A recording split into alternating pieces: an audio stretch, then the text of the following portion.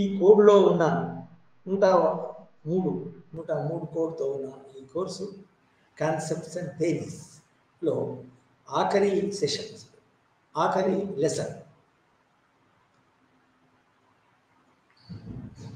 ఇంతవరకు మనము basic theories, concepts చదువుకున్నాం. నిజానికి అవి కొంతకాలానికి, కొన్ని దశాబ్దాలకు సంబంధించిన విషయాలు, తర్వాత కొన్ని దశాబ్దాలకి సంబంధించిన భావనలు మరియు సిద్ధాంతాలు అవి చర్చ అమలులో ఉంటున్నాయి. తర్వాత ఇంకా చర్చ చేయబడుతూనే ఉన్నాయి. అయితే ఈరోజు ముఖ్యంగా మనం కొత్త డెవలప్మెంట్స్ ఏంటివి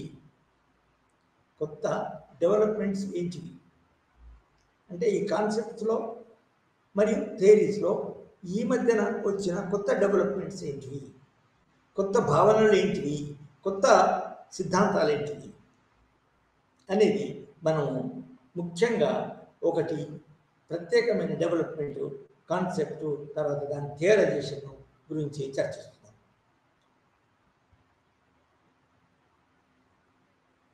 అదేంటంటే మల్టీకల్చరలిజం.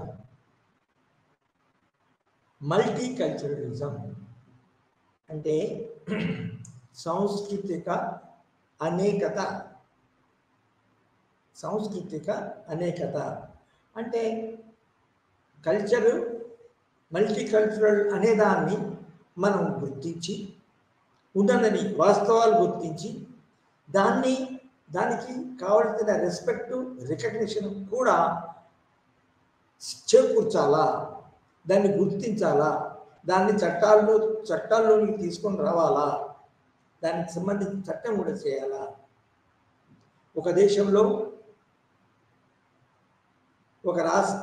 దేశంలో మరియు దానికి గవర్నమెంటు, ఆ దేశానికి సంబంధించిన గవర్నమెంటు నిజానికి ఆ దేశంలో అనేక సంస్కృతులు ఉండుటకు అవకాశం ఉంది. కాబట్టి ఆ అనేక సంస్కృతుల యొక్క సమానమైన రికగ్నిషన్, సమానమైన గుర్తింపు, సమానమైన గౌరవం కూడా కలిగించాలా అనేది ఈ కొత్త దృక్పథం అన్నమాట. దీన్ని మల్టీకల్చరలిజము, సాంస్కృతిక అనేకత.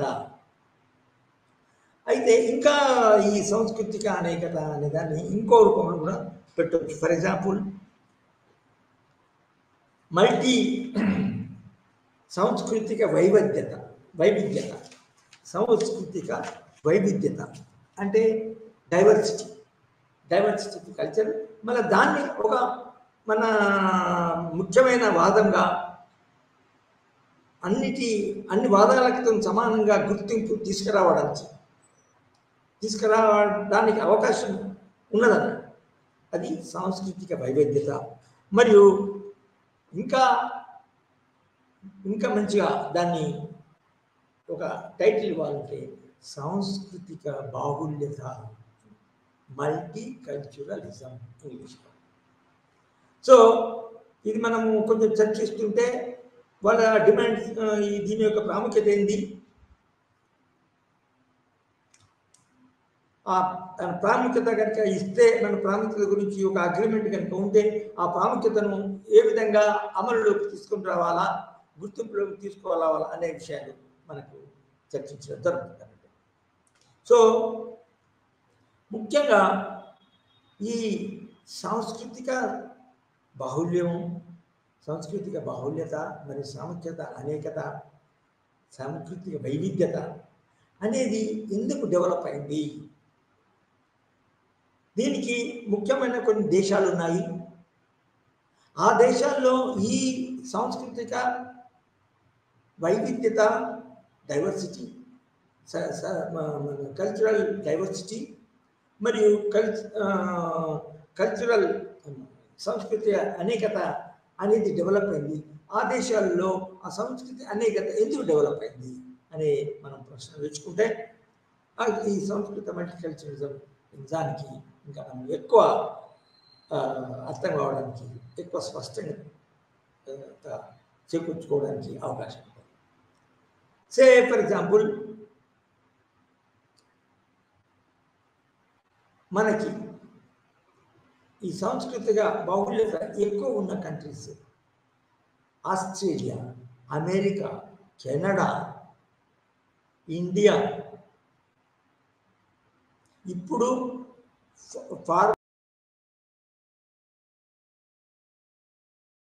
కంట్రీస్ మనం 14 నేషనాలిటీస్ సోవియట్ యూనియన్లో ఉండేవి కదా, అవన్నీ విడిపోయిన తర్వాత ఇప్పుడు వాటిలలో అవి ఒక ఈస్టర్న్ యూరోప్, మన రష్యన్ ఏషియా, యూరేషియా అనే విధంగా చాలా కంట్రీస్ వచ్చినాయి. అందులో కూడా అవి అసలు నిజానికి విడిపోవడమే ఈ సాంస్కృతిక మన వైవిధ్యత కొరకే ప్రాముఖ్యత పొందడం వల్లనే అవి నిజానికి విడిపోయిందని చెప్పవచ్చు. ఇందులో ఇంకా ఫ్రాన్స్ కూడా ఉంది. తర్వాత ముఖ్యంగా ఇండియా ఉంది. ఇండియా వైవిధ్యత, ఫెడరలిజం అన్నీ తెలుసు. ఏ విధంగా చాలా భాషలు, ఆ భాషా రాష్ట్రాలుగా ఉన్నది. అసలు కల్చరల్ కాబట్టి అనేది అసలు భాషే నిజానికి ఇక్కడ భాష పేరు మీదని నిజానికి చాలా సమైక్య రాష్ట్రాలు, అంటే సమైక్యలో ఉన్న యూనిట్స్ ఏర్పడ్డాయి. దానికి సాంస్కృతికంగా కొంచెం ఒకటిగా ఉన్నా కూడా మళ్ళా అందులో భాష, తర్వాత మతము, దాని తర్వాత ఇతర మన ఆచారాలు కూడా అవకాశం చర్చలకి మన ప్రాముఖ్యతలోకి వస్తాయి. సో ఈ కంట్రీస్ ఆస్ట్రేలియా, అమెరికా, ఇండియా, తర్వాత యుఎస్ఏ అంటే అమెరికా, ఫ్రాన్స్, వీటన్నింటిలో నిజానికి ఎందుకు మన ఈ కల్చరల్ డైవర్సిటీ వచ్చింది అని చెప్పుకుంటే ముఖ్యంగా మనము ఒక 2-3 దేశాలు తీసుకుంటాం. ముఖ్యంగా ఏంటంటే మనకి సైన్స్ అండ్ టెక్నాలజీ డెవలప్ అయినా కొద్దీ ఒక దేశం పౌరులు వాళ్ళ సంస్కృతి ఏమున్నా, వాళ్ళ మతం ఏమున్నా కూడా ఇంకో దేశానికి పోవడానికి అవకాశాలు ఉంటే, ఇంకో దేశంలో బ్రతుకుదరి వేపుకుంటే, ఇంకో దేశంలో తాము చదువుకున్న చదువుకి రికగ్నిషన్ తర్వాత రిటర్న్స్, శాలరీ ఎక్కువ ఉంటే నిజానికి వాళ్ళకి ఏ మతమైనా కూడా ఆ మతాల యొక్క మన ప్రాముఖ్యతను కొంచెము పక్కకు పెట్టి ఆ దేశంలో నుంచి ఇంకో దేశంలో ఏ దేశంలో అవకాశాలు వస్తున్నాయి ఆ దేశం పోవడానికి అవకాశం కంపల్సరీ. ఇక్కడ ఉదాహరణకి ఒక సైంటిస్ట్, ఒక డాక్టరు మన మంత్లీ ఒక 60,000 రూపీస్ పే చేసుకుంటే, అదే ఎంబీబీఎస్ డాక్టరు ఒక 1 year 2 years అమెరికాలో చదివి అక్కడ శాలరీ పొందితే ఎంత వస్తుందో చెప్పండి. అక్కడ దీనికంటే 60,000 కంటే ఎక్కువ, మన ఒక 8 అంతలు 7 అంతలు ఎక్కువ శాలరీ రావచ్చు. అది డాలర్ల రూపంలో రావచ్చు. అది అదేవిధంగా అనేక కారణాలు. ఇంకొక మనం ఇవి చూడండి, ఇది మన బంగ్లాదేశ్ నుంచి, మన మయన్మార్ నుంచి, అంటే బర్మా నుంచి రోహింగ్యాలు ఇండియాకి వస్తున్నారు, వాళ్ళు ముస్లిమ్స్. మన హ్యూమానిటేరియన్ గ్రౌండ్స్లో కొంతవరకు వాళ్ళని సహకరిస్తున్నాం, వాళ్ళ యొక్క రావడాన్ని సహిస్తున్నాం. అదేవిధంగా హిస్టారికల్గా మీరు చూడండి, మీరు యూరోపియన్ దేశాలలో ఉన్న జర్మన్స్ కానీ, తర్వాత ఫ్రెంచ్ పీపుల్ కానీ, లేకపోతే మన బ్రిటిష్ పీపుల్ కానీ, వీళ్ళందరూ బాగా ఇంటలెక్చువల్స్ అయి ఉన్నప్పుడు వాళ్ళు అమెరికాకి జస్ట్ సహజంగానే, ముఖ్య కారణం లేకుండానే అమెరికానికి వలస వెళ్ళడం జరిగింది.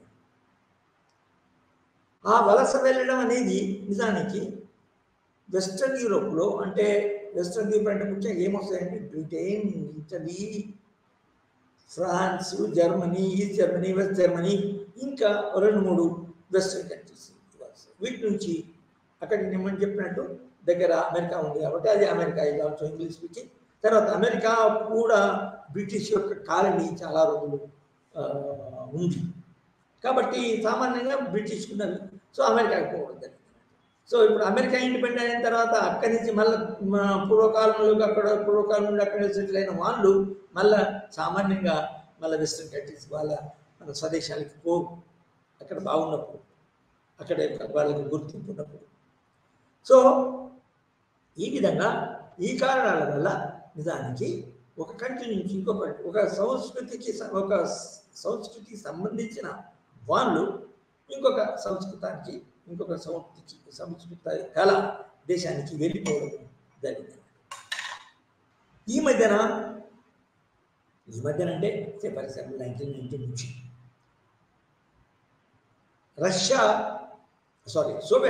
సోవియట్ యూనియన్లో 13, 14, 15 జాతీయ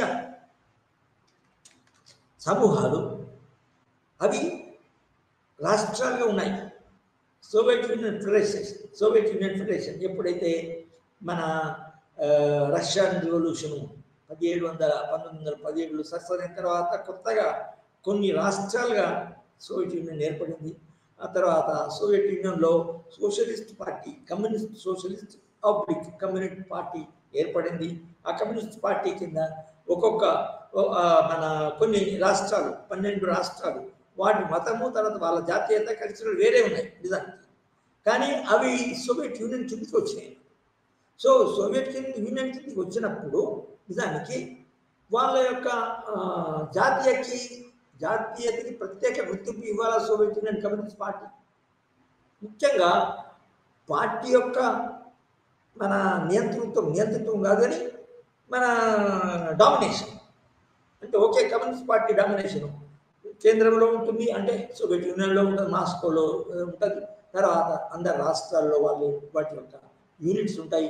ప్రత్యేకంగా కేంద్ర యూనిట్ ఏదైతుందో కేంద్రీయ యూనిట్ తప్పకుండా రాష్ట్రాల్లో అంటే నేషనాలిటీస్ ఉన్న మన యూనిట్ల మీద కూడా డామినేట్ చేస్తారు. కాబట్టి అయితే అప్పుడున్న ఏమి సంస్కృతికి సంబంధించిన ఏ నేషనాలిటీస్ ఉన్నాయి, ఫర్ ఎగ్జాంపుల్ ఇప్పుడున్న స్వతంత్ర ఉజ్బెకిస్తాన్, కజకిస్తాన్, తర్వాత మన ఉక్రెయిన్, వీళ్ళందరూ కూడా అప్పుడు రష్యా కింద మన సోవియట్ యూనియన్ కమ్యూనిస్ట్ పార్టీ కింద ఉన్నారు. అయితే ఎప్పుడైతే సోవియట్ యూనియన్ మన విడుదలైందో, మన విభజింపబడిందో, విచ్ఛిన్నమైందో, అప్పుడు ఇవన్నీ నిజానికి ఈ 14-15 జాతీయత ప్రాముఖ్యత ఉన్న రాష్ట్రాలు అంటే మునుపటి రాష్ట్రాలు ఏవైతే ఉన్నాయో వాళ్ళ యొక్క స్వాతంత్రం కొరకు కొట్లాడి నిజానికి మన సోవియట్ యూనియన్ నుంచి విడిపోయారు. అయితే అప్పుడు దేశం కమ్యూనిస్ట్ పార్టీ లీడర్స్ ఎవరైతే ఉన్నారో వాళ్ళు కూడా ఏమనుకున్నారంటే మనకి స్వతంత్రం అనేది చాలా ముఖ్యం కదా, లెట్ ఇట్ బి డివైడెడ్ అని దాన్ని మన సైన్యంతో కానీ లేకపోతే బలంతో కానీ వాటిని అంచకుండా వాటిని వేరువేరు దేశాలుగా ఏర్పాటు చేయడం జరిగింది. సో నిజానికి సాంస్కృతిక మన బాహుళ్యత తర్వాత సంస్కృత అనేకత అనేది నిజానికి ఈ సోవియట్ యూనియన్ విచ్ఛిన్నం కావడానికి అవకాశం. అంటే సోషలిజం కానీ తర్వాత మన ఏకఛత్రాధిపత్యం కలిగిన కమ్యూనిస్ట్ పార్టీ కానీ వాటిని లెక్క చేయకుండా ఈ సంస్కృత అంటే మేము ఈ సోవియట్ యూనియన్లో పూర్తిగా స్వతంత్రంగా ఉండి మా యొక్క సంస్కృతిని కాపాడుకోలేకపోతున్నాము, మా యొక్క సంస్కృతి ప్రకారం మేము జీవించలేకపోతున్నాము అనే భావన ఏర్పడింది. సో కాబట్టి now you have 15 former Soviet Union nationalities divided into 15 countries, 15 states. Kazakhstan, Uzbekistan, Ukraine ఉంది, కజకిస్తాన్ ఉంది, దాని తర్వాత మన రష్యా అనేది కూడా ఉంది. అది కానీ పెద్దగా ఉంది చాలా. Russian itself is a nationality. They are also happy that they are able to protect their own అన్ని విడిపోయినాక. సో ఇక్కడ రష్యా యొక్క మల్టీకల్చరల్ డైవర్సిటీ ఎక్కడ దాకా పోయింది అంటే అసలు సోషలిజం లెక్కలేదు, తర్వాత ఆర్థిక సమస్యలు లెక్కలేదు, తర్వాత సమాఖ్యలో ఉండవలసిన అసలు నిజానికి మనకు తెలుసు. మనకి కొన్ని ఇదివరకు చదువుకున్న కోర్సులలో పేపర్స్లలో సమైక్యత రెండు రకాల సమైక్యాలు ఉంటాయి. సోవియట్ యూనియన్ ఒక సమైక్య ప్రభుత్వం కలిగిన దేశమే. అయితే ఆ ప్రాముఖ్యత కలిగిన దేశంలో నిజానికి సమైక్య విధానం గల దేశంలో నిజానికి అందులో సమైక్యలో ఉన్న ఈ మన భాగాలు, యూనిట్స్, టెరిటోరియల్ యూనిట్స్, రాష్ట్రాలు అంటారు. మన దేశంలో రాష్ట్రాలు అంటారు, అమెరికాలో రాష్ట్రాలు అంటారు, ఇంకో దిక్కు ప్రాంతాలు నిజానికి రాజ్యాంగంలో, సమైక్య రాజ్యాంగంలో ఏ విధంగా ఎటువంటి రాజ్యాంగానికి బద్ధమై ఉన్నాయంటే నిజానికి ఆ అమెరికా సమైక్య రాజ్యాంగం ఎట్లా ఉన్నదంటే సమైక్య రాజ్యాంగంలో ఉన్న ఏదైతే యూనిట్స్ ఉన్నాయో వాళ్ళకి ఇష్టం వచ్చినప్పుడు అవి విడిపోవచ్చు. నిజానికి అటువంటి సమైక్య నిజమైన సమైక్య కాదనుకోవాలి. ఎందుకంటే ఒక సమైక్య ప్రభుత్వము నిజానికి సమైక్యలో ఉన్న యూనిట్స్, ప్రావిన్సెస్, రాష్ట్రాలు ఏవైతే ఉన్నదో ఎప్పుడు పడితే అప్పుడే విడిపోవడానికి స్వేచ్ఛ ఉంటే అది నిజమైన సమైక్య. అందుకొరకే నేను కొంచెం క్లారిటీ ఇస్తాను. ఇక్కడ సమైక్యలో ఇంగ్లీష్లో మనకి పదాలు తీసుకుంటే బాగుంటుంది. సమైక్య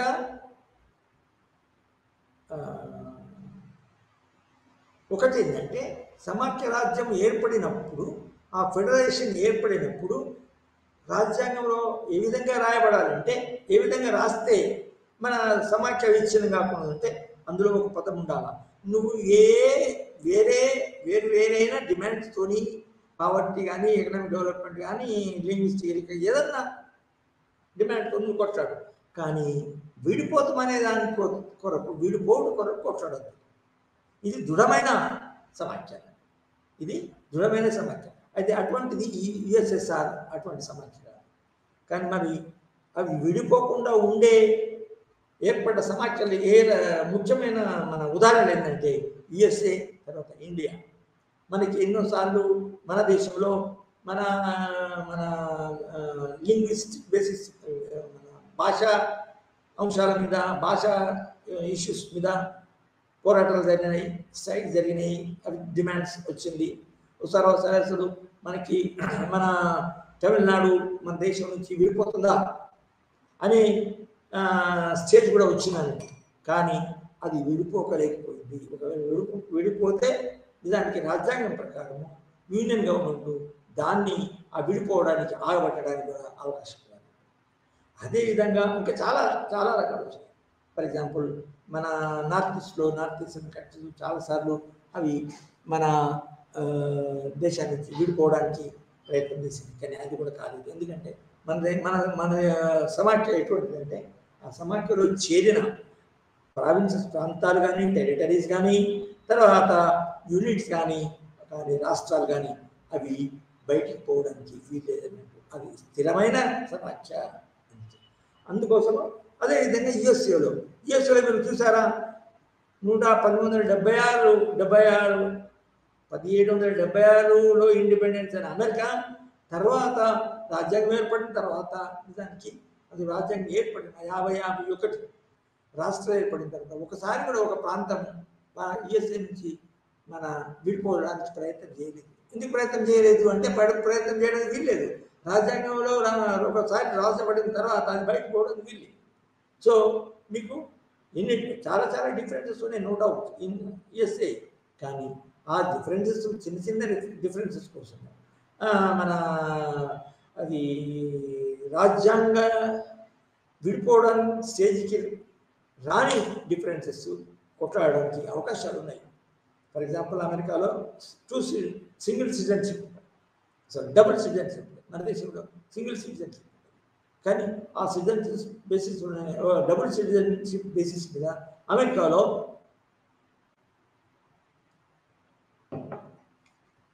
విడిపోవడానికి ఉద్యమాలు చేయడానికి వీల్లేదు. దానివల్ల సో అదేవిధంగా ఇటువంటి వైవిధ్యత చిన్న దేశాలైన ఫ్రాన్స్లో కూడా ఈ కల్చరల్ వైవిధ్యత ఉంది. సో తర్వాత ఇంకా ఇది ఉద్యోగాపేక్షతోని తర్వాత హయ్యర్ పొజిషన్స్తోని మైగ్రేట్ కావడం. ముఖ్యంగా ఈస్ట్ యూరోపియన్ కంటే చెప్పాను కదా, ఈస్ట్ యూరోపియన్లో ఇప్పుడు నిజానికి మన మనం మనం చదువుతున్న అంశం ఏదైతుందో cultural diversity, cultural multi culturalism ఏదైతే ఉన్నదో నిజానికి అది అమలులోకి వచ్చింది అని చెప్పవచ్చు. ఇది ఇప్పుడు ఎంతవరకు పోయిందంటే అది ఒక సోవియట్ యూనియన్ తర్వాత ఈ రష్యా మరియు ఉక్రెయిన్ ఒకనాటి సోవియట్ యూనియన్ యొక్క భాగాలు, ఆ భాగాలు విడిపోయిన తర్వాత అవి కొట్టుకుంటున్నాయి. ఒక రీజన్ నిజానికి కల్చరల్ డైవర్సిటీ కూడా ఉంటుంది. Ukraine is different from the culture of Russia. So cultural diversity అనేది రెండు విభిన్న సంస్కృతులు కాబట్టి ఈ ఉక్రెయిన్లో రష్యా దాన్ని కూడా నిజానికి ఆ దూరం ఉండటం వల్ల కూడా యుద్ధము కంటిన్యూ అవుతుందని చెప్పచ్చు.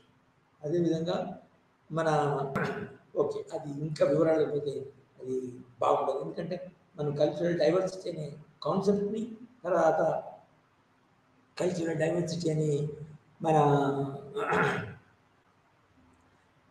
సిద్ధాంతాన్ని మనం కొంచెం వివరంగా ఇంకా వేరే మన ఉదాహరణలు ఇస్తూ వివరంగా చదవాల్సి ఉంటుంది. సో ఇది కల్చరల్ డైవర్సిటీ ఏదైతే కల్చరల్ డైవర్సిటీ మల్టీ కల్చరలిజంకి దారితీసింది అనేది మనం నేర్చుకుంటాం. ఇంకా కెనడాలో కూడా కల్చరల్ డైవర్సిటీ ఉంది. పెద్ద దేశం కెనడా, యుఎస్ఏ కంటే పెద్దది. ఆస్ట్రేలియా, యూకే అంటే ఇంగ్లీష్ స్పీకింగ్, అది మన చిన్న స్కాట్లాండ్, ఐర్లాండ్ అందులో అసలు ఆ బేసిస్తోనే అసలు ఈ విధంగా అవి కొట్లాడుతున్నాయి కూడా. అదేవిధంగా ఇంకా కొన్ని రాష్ట్రాలు, కొన్ని దేశాలు ఈ కల్చరల్ డైవర్సిటీతో ఇప్పుడు వదులుతున్నాయి. దాని తర్వాత అవి కొన్ని దేశాలు నిజానికి పెద్ద దేశాలు అయితే సోవియట్ యూనియన్ అటువంటి దేశాలు కల్చరల్ డైవర్సిటీ మల్టీ కల్చరలిజం అనే భావన పెంపొంది అవి విడిపోయి ఉన్నాయి. అయితే ఇందులో ముఖ్యంగా జనరల్ కల్చరల్ డైవర్సిటీ, తర్వాత లాంగ్వేజ్, తర్వాత సిద్ధాంతాలు కాకుండా చారిత్రాత్మకంగా ఇవన్నీతో కూడుకున్న అన్నిటికంటే మించిన మతము, ఓ భిన్నమైన మతము, ఆ మతానికి సంబంధించిన చాలా మంది ప్రజలు చాలామంది కనుక ఉంటే అది కూడా నిజానికి మల్టీ కల్చరలిజం అది ఉద్యమానికి దారితీయచ్చు. ఆ ఉద్యమం వేరే మన దేశం ఏర్పాటు కొరకు ఉద్యమం కూడా ఉద్యమానికి కూడా దారి ఏది ఎట్లయినా కూడా మతపరమైన కారణాలు ఎందుకు ఇమిగ్రేషన్, మన ఎక్కువ సాలరీ కోసము, ఉద్యోగం కోసము పోవడము, లేకపోతే ఇంకా మన సోవియట్ యూనియన్ వల్ల సోవియట్ యూనియన్ మొత్తం ఒక ఫెడరేషన్ ఇచ్చిన బట్టి ఒక ఫెడరేషన్ దానికి ఒక ముఖ్య కారణము దానికి మన విభిన్న సంస్కృతులై. ఓకే, సో కానీ వీటన్నిటితోని ఇంకొక ముఖ్యమైన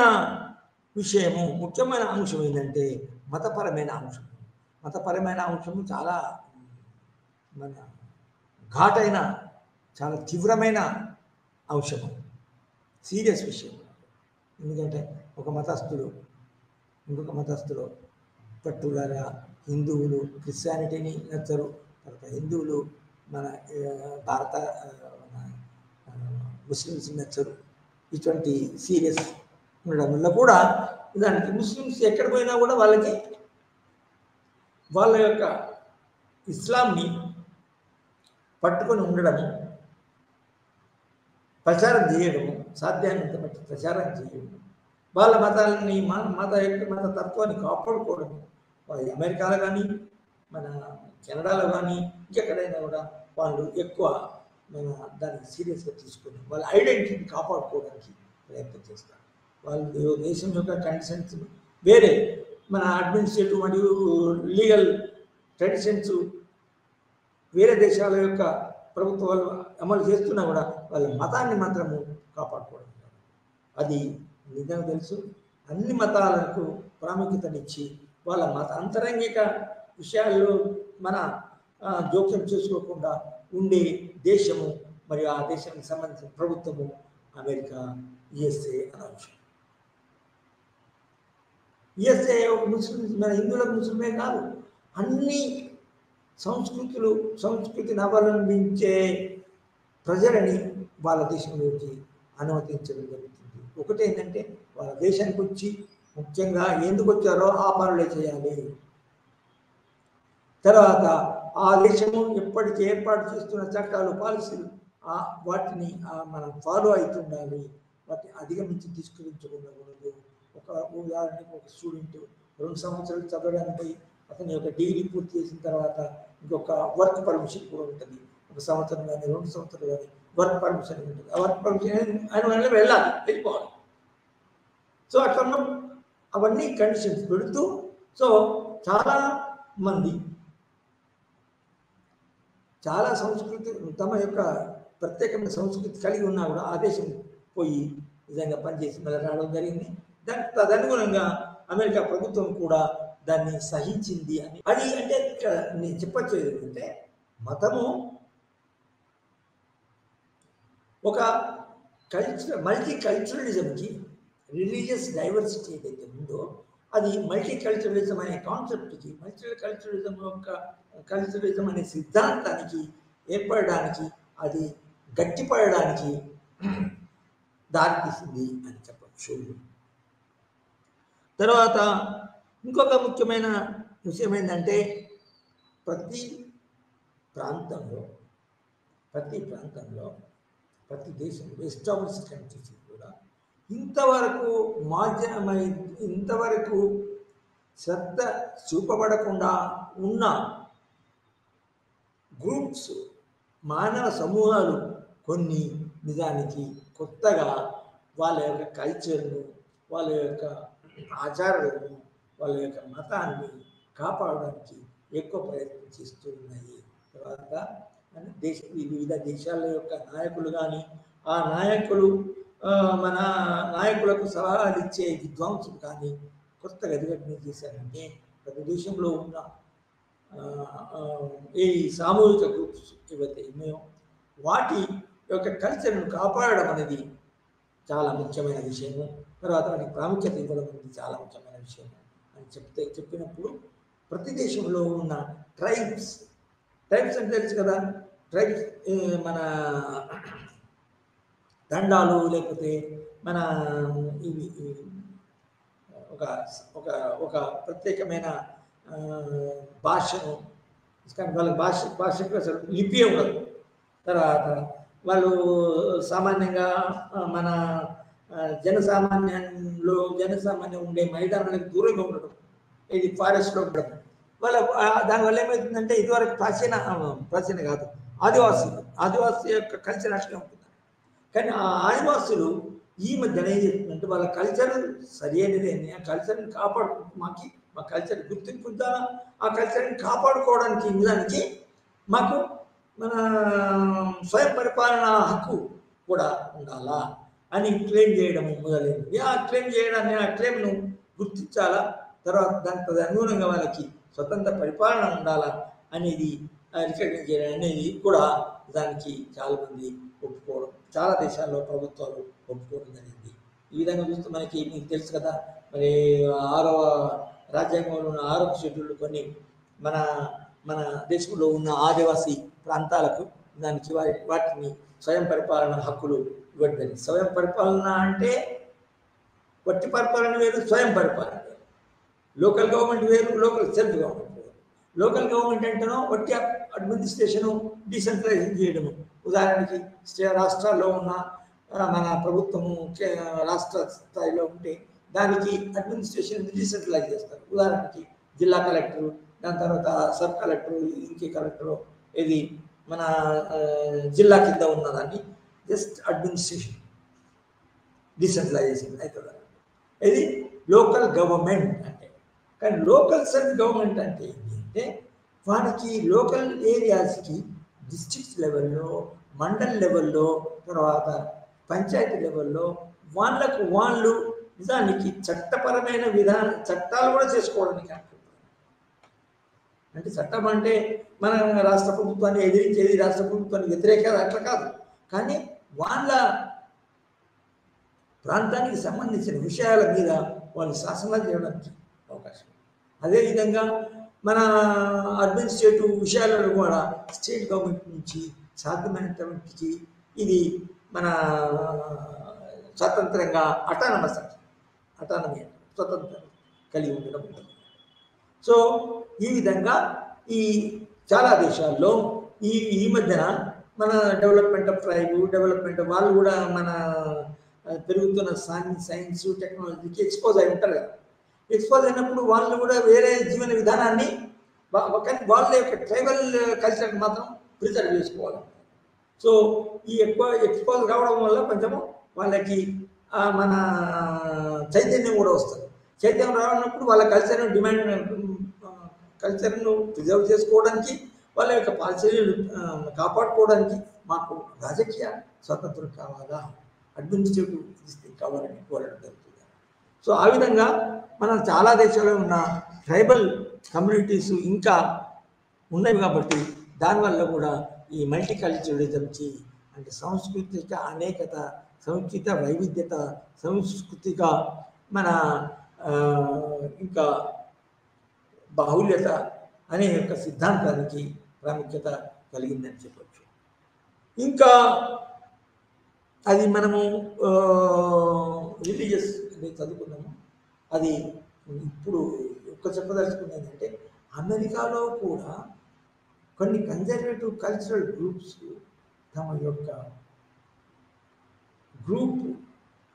తమ యొక్క ఉపమతం యొక్క ప్రత్యేకతను కాపాడుకోవడానికి నిజానికి కల్చరల్ బాహుళ్యాన్ని, కల్చరల్ మల్టీకల్చరలిజంని యూజ్ చేసుకున్నారు, ఉపయోగించుకున్నారు. సో ఇవన్నీ కల్చరల్ డైవర్సిటీ ఏదైతే ఉందో, కల్చరల్ డైవర్సిటీ ఏర్పాటు కావడానికి పెంపొందడానికి కారణాలు. కల్చరల్ డైవర్సిటీ ఏదైతే మల్టీకల్చరలిజం యొక్క గుర్తింపునకి, మల్టీకల్చరల్ యొక్క వాదానికి, మల్టీకల్చరల్ యొక్క సిద్ధాంతం గట్టిపడడానికి, స్థిరపడడానికి అవకాశాలు కలిగినాయి. సో అది కల్చరలిజం యొక్క హిస్టరీ.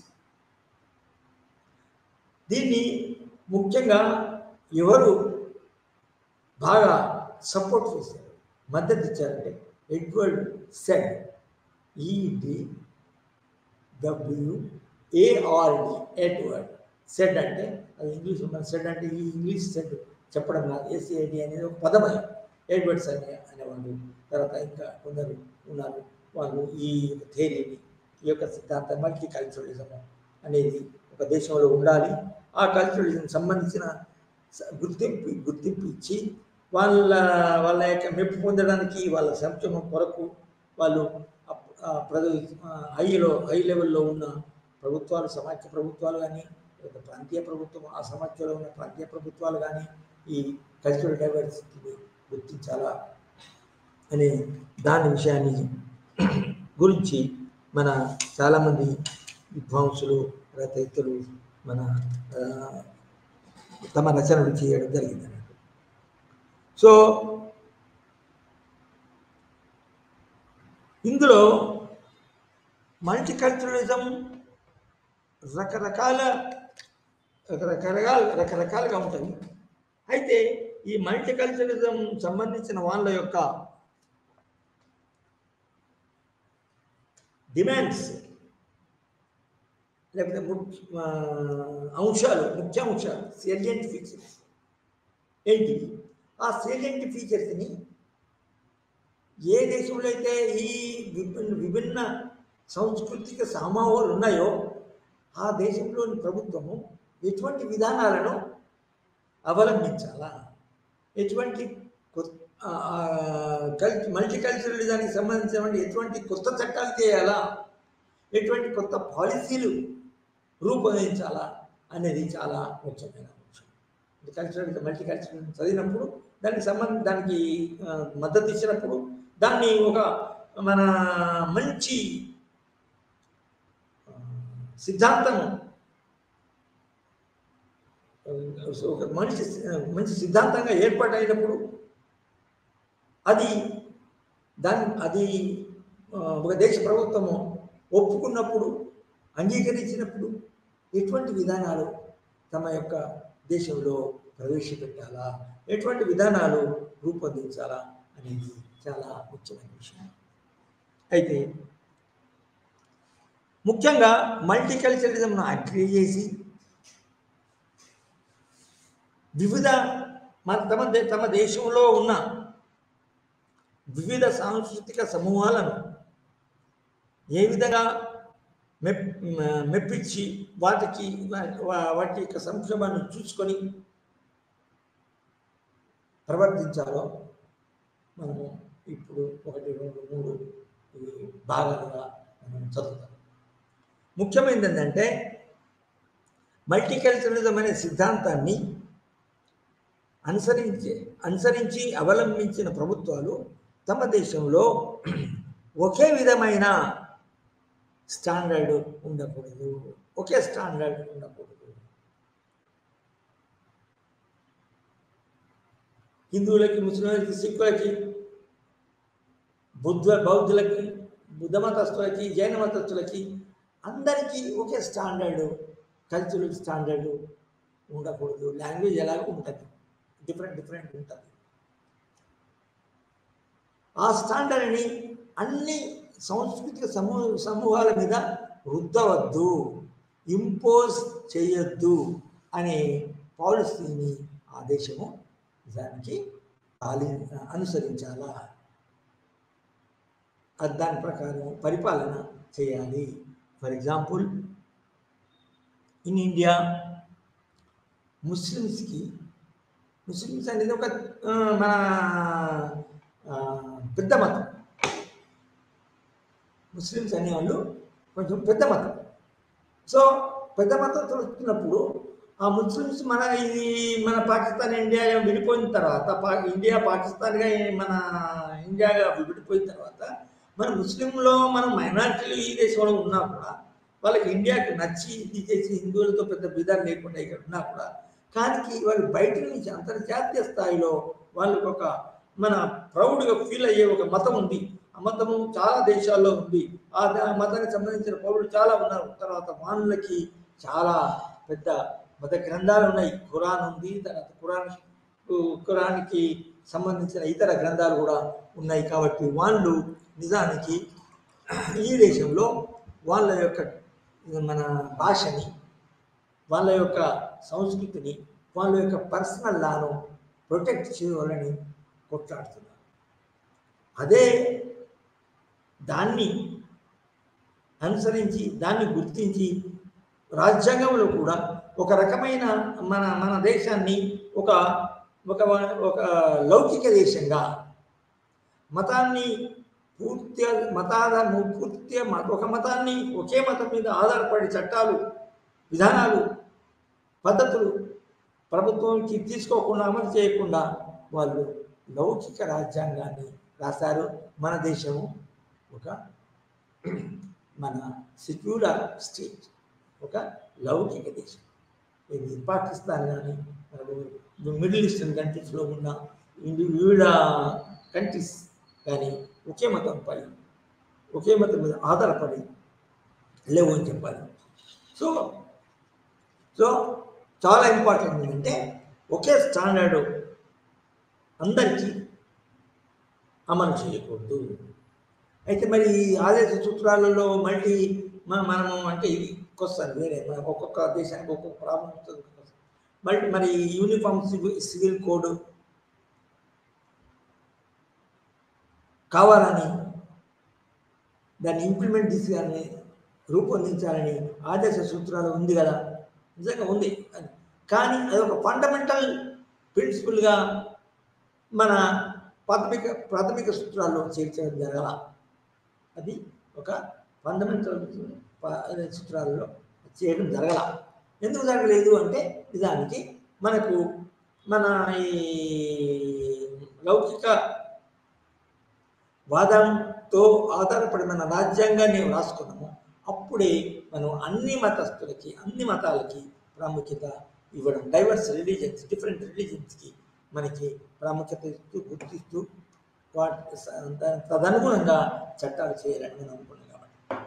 సో అది అంటే మనము వేరే మతస్థులకి ప్రాధాన్యత ఇస్తూ వాటికి స్వేచ్ఛ ఇవ్వాలి. ఫర్ ఎగ్జాంపుల్ ముస్లిమ్స్, తర్వాత జైన్లు, బుద్ధిస్టులు ఎవరైతే ఉన్నారో వాళ్ళు వేరే కల్చరల్ ట్రెడిషన్స్, లాంగ్వేజ్ మాట్లాడవచ్చు, లాంగ్వేజ్ నేర్చుకోవచ్చు. వాళ్ళకి లాంగ్వేజ్ నేర్చుకుంటే ఓకే, లాంగ్వేజ్ ఏమి వాళ్ళకి ఇబ్బంది లేదు. కానీ సంస్కృతిలో మాత్రం వాటికి భిన్నాలు ఉన్నాయి, వాటికి ప్రత్యేకత ఉంటాయి. ఫర్ ఎగ్జాంపుల్ వాళ్ళకి ఇంకా వాళ్ళకి పర్సనల్ లా ఉంది, బోర్డు ఉంది, లా బోర్డు, పర్సనల్ లా బోర్డు ఉంది. సో దాని ప్రకారం పర్సనల్ లాకి స్పెషల్ గుర్తింపు. అది నిజానికి న్యాయస్థానాలు కానీ, ప్రభుత్వం కానీ, న్యాయస్థానాలు కానీ ఆ పర్సనల్ మన అది ప్రకారమే ఇష్యూస్, తగాదాలు ఇంటర్ప్రిట్ చేయడం జరుగుతుంది. అదేవిధంగా కొన్ని హిందువులకు అందరికీ వర్తింపజేసే కొన్ని పాలసీలు, ఫర్ ఎగ్జాంపుల్ పాపులేషన్ పాలసీ, మన ఏంటది ఫ్యామిలీ ప్లానింగ్ చేసుకోవడం ముస్లింలకి నచ్చదు. తర్వాత వాళ్ళ పాపులేషన్ కూడా ఎక్కువ చేసుకోవాలని. తర్వాత ఇంకొకటి ఏంటంటే ఇస్లాంస్లో బహుభార్య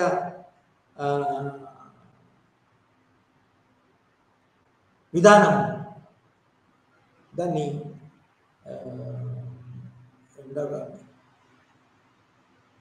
ఇంగ్లీష్లో ఏదో ఉంది, దాన్ని ప్రత్యేకంగా ఉంటుంది.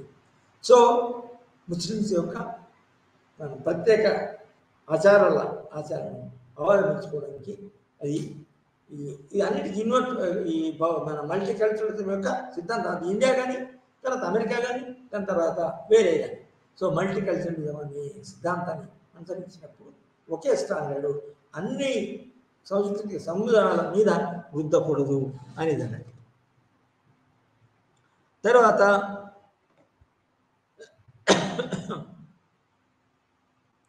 మన ప్రత్యేకమైన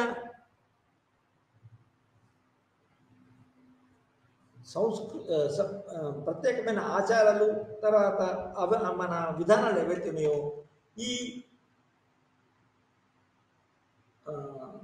మొత్తం దేశం మొత్తం మీద అవలంబించబడే విధానాల్లోకి ఇంటిగ్రేట్ కూడా చేయాలా అనే డిమాండ్ కూడా నిజానికి ఈ మల్టీకల్చరల్ సిద్ధాంతంలో ఉంది. ఫర్ ఎగ్జాంపుల్ మన హిందువుల యొక్క అది నిజానికి గ్రౌండ్ లెవెల్లో కూడా జరుగుతుంది. ఏది ఒక ప్రత్యేకమైన మతం యొక్క మన ప్రచారం చేసుకోవడానికి, దాని తర్వాత అవి వాళ్ళ యొక్క మన ఆచారాలని ఇంకొక పెద్ద ఆచారం గల సమూహంలోకి మన ఇంటిగ్రేట్ చేయాలని, ఐక్యం చేయాలనే మన భావన కూడా, విధానం కూడా నిజానికి మన అవలంబించడం జరుగుతుంది అన్నట్టు. తర్వాత ఈ మన సాంస్కృతిక వైవిధ్యత అనేది కూడా రాజకీయ మన ఏమంటుందని రాజ్యాంగపరంగా గుర్తింపు కూడా చేయాలా, గుర్తింపు ఇచ్చి వాటికి స్వాతంత్రం ఇవ్వాలా. అసలు నెక్స్ట్ స్టెప్ అంటే ఈ మైనారిటీ గ్రూప్స్, రిలీజియస్ మైనారిటీస్ కానీ, భాషా మైనారిటీస్ కానీ, ఇంకొక రకమైన మైనారిటీస్ కానీ వాళ్ళ యొక్క కల్చర్ గుర్తించి వాళ్ళు చాలా చిన్న సమూహమే కదా, కొన్ని లక్షల్లో ఉంటారు అనే క్యాజువల్గా వాటిని తీసేయడం జరగకూడదు. వాటిని రికగ్నైజ్ చేయడం, ఉదాహరణకి మన ఇండియాలో చూడండి, కల్చరల్ అండ్ లింగ్విస్టిక్ మైనారిటీస్కి స్వతంత్రంగా వాళ్లకు సంబంధించిన స్కూల్స్, వాళ్ళకు సంబంధించిన సాంస్కృతిక సంస్థలు ఏర్పాటు చేయడానికి మన ఏర్పాటు చేసుకోవడానికి స్వేచ్ఛ ఇవ్వడం జరిగింది. ఉదాహరణకి మన దేశంలో లింగ్విస్టిక్ మైనారిటీస్ యొక్క సంస్థలు ఎక్కడ ఉన్నాయి, మన రాష్ట్రంలో ఎక్కడ ఉన్నాయి చెప్పండి. మన రాష్ట్రంలో ఫర్ ఎగ్జాంపుల్ లింగ్విస్టిక్ మైనారిటీ స్వేచ్ఛతో for example Vivekavardhani college, Vivekavardhani educational society అని మన ఇది ఇది ఏమంటారు దీన్ని యాబ్స్ దగ్గర, తర్వాత మనం మెడికల్ కాలేజ్ నుంచి అటుపోతుంది వివేకవర్ధన్ అనేది చాలా Maharashtrian language, Marathi language basis కూడా అక్కడ ఏర్పడారు. అది మరాఠీ మీడియంలోనే అక్కడ చదువు, కాలేజీ చదువు కానీ, స్కూల్ చదువు కానీ, ఇంకే చదువు కానీ అవి మరాఠీ భాషతోనే జరుగుతుంది, లింగ్విస్టిక్ మైనారిటీస్. అదేవిధంగా మన తెలుగు భాషలో తెలుగు మీడియంతో చదువు చెప్పడానికి కర్ణాటక రాజ్యంలో మన తెలుగు మైనారిటీ ఇన్స్టిట్యూషన్స్ ఉన్నాయి చాలా. సో ఇది వివిధ సాంస్కృతిక సమూహాలని గుర్తించి ఈ మల్టీకల్చరలిజం అనే సిద్ధాంతాన్ని అనుసరిస్తూ అవలంబిస్తూ ఏర్పాటు చేయబడిన నిజానికి. అదేవిధంగా ఉర్దూ యూనివర్సిటీ, ఉర్దూ అది అగైన్ ఉర్దూ యూనివర్సిటీ అయితే దానికి సెంట్రల్ గవర్నమెంట్ చేస్తుంది.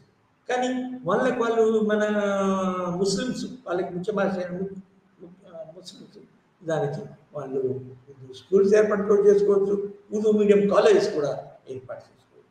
అదేవిధంగా ఏ రాష్ట్రంలోనైనా ఇంకో రాష్ట్రానికి సంబంధించిన వాళ్ళు మా మత స్వాతంత్రం తర్వాత భాషా స్వాతంత్ర హక్కును అవలంబిస్తూ వాటిని దానికి సంబంధించిన వ్యవస్థలని, స్కూళ్ళని, కాలేజీలని ఏర్పాటు చేసుకోవచ్చు. అది ఈ మల్టీకల్చరలిజం యొక్క ఇంకొక ముఖ్యమైన నిజానికి మన సిద్ధాంతం అన్నట్టు. తర్వాత మనకి ఒక దేశం యొక్క ముఖ్యమైన విధానం, విద్యా విధానం కావచ్చు, ఉపాధి విధానము, ఎంప్లాయ్మెంట్ పాలసీ కావచ్చు, తర్వాత స్పోర్ట్స్ ఇవన్నీ కావచ్చు. వాటన్నిటిలో ఈ మైనారిటీ గ్రూప్కు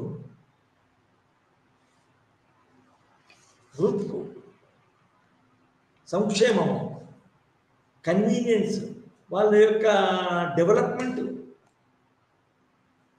జరగడానికి వాటికి ప్రత్యేకంగా రిజర్వేషన్స్ కూడా ఇవ్వచ్చు.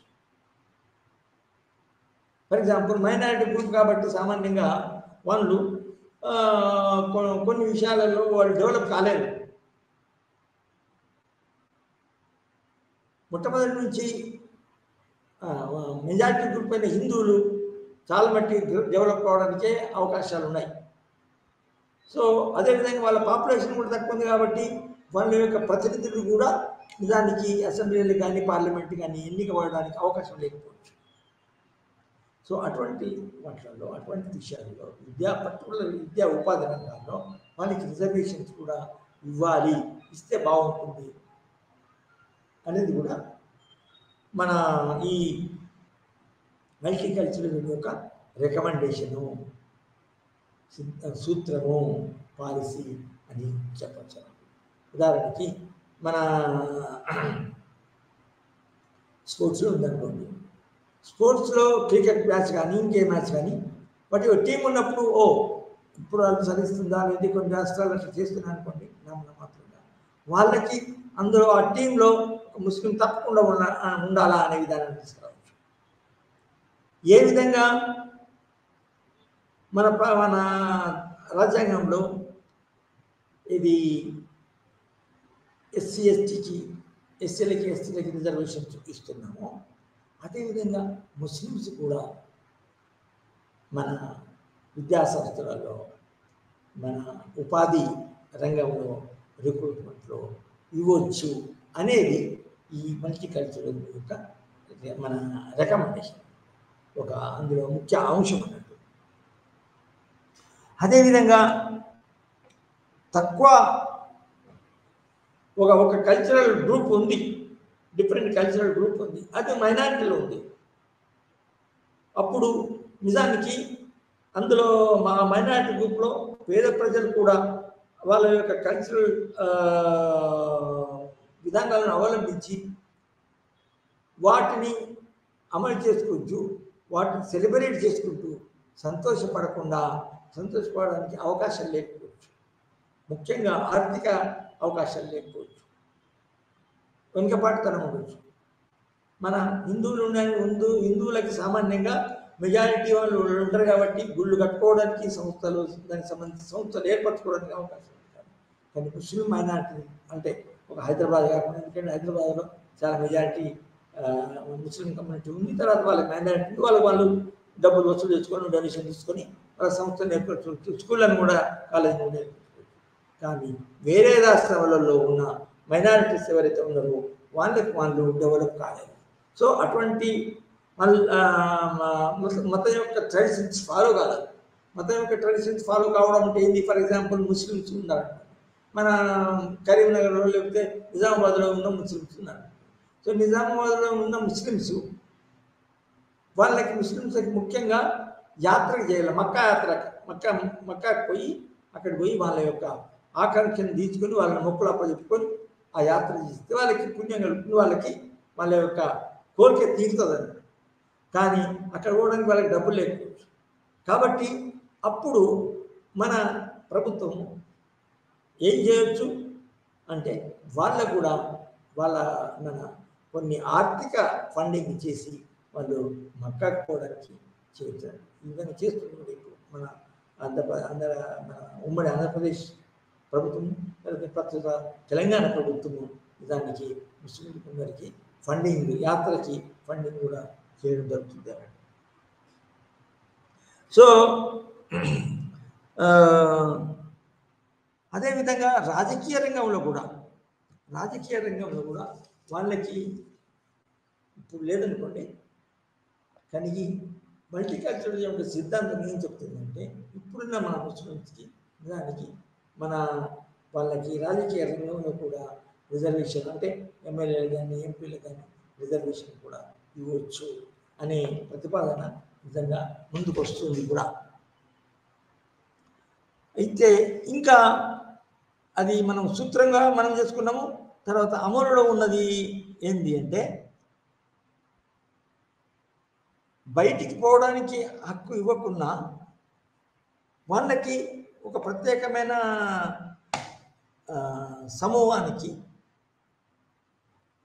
పూర్తి అంటే మన అన్ని విషయాలలో వాళ్ళు స్వతంత్రంగా మెదలడానికి, వాళ్ళ కల్చర్ని, వాళ్ళ భాషని రక్షించుకోవడానికి దానికి పూర్తి ఆటానమీ కూడా ఇవ్వచ్చు. దాన్నే మనం సెల్ఫ్ గవర్నమెంట్ అంటారు.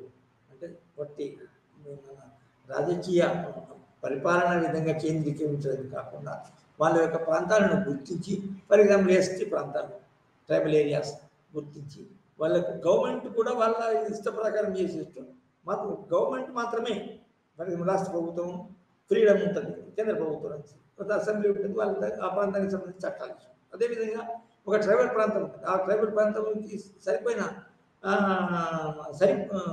ఆ ట్రైబల్ కల్చర్ని ప్రొటెక్ట్ చేసుకోవడానికి, సంరక్షించడానికి కూడా వాళ్ళకి రాజకీయంగా కూడా మన స్వతంత్రం ఇవ్వచ్చు. అంటే మన శాసనాలు చేసుకోవడానికి మన స్వతంత్రం ఇవ్వచ్చు. సో ఆ విధంగా మల్టీకల్చరల్ యొక్క ప్రాక్టీస్ ఎలా ఉంటుంది, అమలులో చేస్తే ఎలా ఉంటుంది, బట్టి సూత్రాలే కాదు, చాలా ఈ మల్టీకల్చరల్ యొక్క మన ముఖ్యాంశాలు అమలు పరచడం కూడా జరుగుతుంది. ఈ అంటే మల్టీకల్చరిజము తర్వాత దాన్ని ఏంటంటే మన సాంస్కృతిక బాహుల్యత, అనేకత, సాంస్కృతిక వైవిధ్యతను మన గుర్తించి పాటించే రాష్ట్రాలన్నీ ఇవన్నీ చేస్తున్నాయి అని మనం దానికి తెలుసుకుంటున్నాం. సో ఈ విధంగా ఈరోజు ఒక కొత్త మల్టీకల్చరలిజం, నిజానికి ప్రపంచ గుర్తింపు పొందింది ఈ సిద్ధాంతం. చాలా లీడింగ్ కంట్రీస్ ఏవైతే ఉన్నాయో ఈ గుర్తింపు వల్ల దానికి ప్రాముఖ్యత ఇవ్వవల్ల ఇది మా రిలీజన్ కాకుండా, అంటే రష్యాలో క్రిస్టియన్ రిలీజన్, అది క్రిస్టియానిటీ కాకుండా వేరే రిలీజన్, ఆ రిలీజన్ ప్రొటెక్ట్ చేయడానికి విడిపోయి స్వతంత్ర రాజ్యాలుగా ఏర్పడ్డ ఫార్మర్ సోవియట్ యూనియన్ నేషనాలిటీస్ కానీ, తర్వాత వాటి బట్టి చూస్తే, అంతేకాకుండా మన వివిధ సంస్కృతులను మల్టీకల్చర్ను గుర్తిస్తూ రాజకీయంగా కాకుండా సంస్కృతి పరంగా, భాష పరంగా, ఇటువంటి ఇంకా అనేక విషయాల పరంగా వాళ్ళు ఫుల్గా డెవలప్ ఇస్తూ మన కొన్ని ఇస్తూ దేశాల్లో చూసినా కూడా ఈ మల్టీకల్చరలిజం పూర్తిగా నిలదొక్కుపోయింది అని చెప్పచ్చు. రిలీజియస్గా అన్ని మతం సర్వమత సమానత్వం, తర్వాత భాషపరంగా భాష స్వాతంత్రం, తర్వాత మత స్వాతంత్రం, తర్వాత మత సంస్థానికి సంబంధించిన విషయాలన్నీ పూర్తి స్వేచ్ఛను కూడా ఈ రోజుల్లో అన్ని దేశాలలో జరుగుతుంది. సో ఈ విధంగా మనం ఈరోజు ముఖ్యంగా మనం వెనక్కిపోయి కొంచెం సమీక్షించుకుంటే ఏంటంటే మల్టీకల్చరలిజం అనేది హిస్టారికల్గా ఎందుకు డెవలప్ అయింది, కల్చరల్ డైవర్సిటీ అనేది ఎందుకు వచ్చింది. మన కల్చరల్ డైవర్సిటీ అనేది ఎందుకంటే ఒక దేశంలో ఉన్నప్పుడు ఇదివరకు ఒక 10, 20, ఒక శతాబ్దం కంటే ముందు ఒకే కల్చర్, 2 కల్చర్స్ మాత్రమే ఉండేది. కానీ ఇప్పుడు అదే దేశంలో ఇప్పుడు ఏమవుతుందంటే ఒక 4, 5, 10 కల్చర్స్ కూడా. అప్పుడు అమెరికా పోతే జర్మన్స్ ఉన్నారు, అక్కడ ఇండియన్స్ ఉన్నారు, ముస్లిమ్స్ ఉన్నారు, జపనీస్ ఉన్నారు, చైనీస్ కూడా ఉన్నారు. చైనాలో కూడా ఇప్పుడు మన ఏంటిది ముస్లిం మతస్థులు కొంతవరకు స్వచ్ఛతగా ఉన్నారు. కానీ మన దేశంలో ఎంత స్వాతంత్రం ఉందో అప్పుడు చైనాలో ముస్లిమ్స్కి అంత స్వాతంత్రం లేదు, అది వేరు. సో ఈ డైవర్సిటీ అనేది ఎందుకు వచ్చింది, మార్పులు ఏం జరిగినాయి, ఒక గత కొన్ని 50, 60 సంవత్సరాల్లో ఏ కారణాల వల్ల డైవర్సిటీ మన ఒక దేశంలో ఇప్పుడున్న ఒక దేశంలో డైవర్సిటీ అనేది ఏర్పడింది, కల్చరల్ డైవర్సిటీ అనేది ఏర్పడింది, హిస్టారికల్ రీజన్స్ ఏంటి అనేది నేర్చుకున్నాము. అది ఒక నిమిషం. అయితే అట్లా రావడం వల్ల తర్వాత మన వాస్తవాలను పట్టి కొందరు వ్యక్తులు, ఎడ్వర్డ్ సెడ్ అండ్ ఇతరులు దాన్ని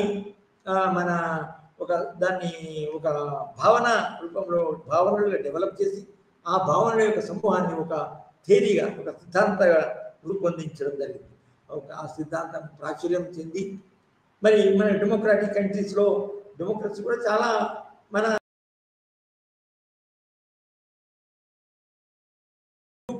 ప్రతి గ్రూప్లో ఉన్న ప్రతి ఓటరు ఒక మన నాయకత్వానికి, లీడర్, ఎమ్మెల్యే పోస్ట్ కానీ ఎంపీ పోస్ట్ కానీ మన పోటీ చేసినప్పుడు వివిధ మన గ్రూప్లో ఉన్న వ్యక్తులకి ప్రాధాన్యతని ఇవ్వాలి. కాబట్టి అది నిజానికి ఏ విధంగా మన ప్రతి ప్రభుత్వము, ప్రతి దేశము దాన్ని రికగ్నైజ్ చేసి అమలు చేయడం జరుగుతుంది అని. సో అది అయితే ఇందులో కొందరు ఈ మల్టీకల్చరలిజంని ఒక విధంగా విమర్శించడం కూడా జరిగింది. ఒక దేశంలో చాలా మతస్థులు ఉండడం వల్ల, మత సమూహాలు ఉండడం వల్ల, వాటికి సమానమైన ప్రాతినిధ్యం ఇవ్వడం వల్ల అది ఆ దేశంలో ఐక్యత అనేది లేకపోవచ్చు. ఆ దేశంలోని ప్రభుత్వాలు ఒక అందరి యొక్క మన మద్దతు గల సిద్ధాంతాన్ని దాన్ని డెవలప్ చేయడానికి అవకాశం లేకపోవచ్చు. ఆ దేశంలోని ప్రజలు ఈ కల్చరల్ గ్రూప్స్గా విభజింపబడవచ్చు అని కావున అది దేశానికి, దేశ సమైక్యతకి వ్యతిరేకము, అనుకూలం కాదు, దానికి నష్టం జరుగుతుంది అని చెప్పడం జరిగింది. వాళ్ళ యొక్క దృష్టిలో సాంస్కృతిక అనేకత కాకుండా సాంస్కృతిక అనైక్యతకు దారితీస్తుంది. సాంస్కృతిక అనైక్యత నిజానికి రాజకీయ అనైక్యతకి దారితీస్తుంది అని దీన్ని విమర్శించుకోవడం జరిగింది. ఆ విధంగా దాని కొన్ని లోపాలు కూడా ఉన్నాయని మనం చెప్పుకోవచ్చు. సో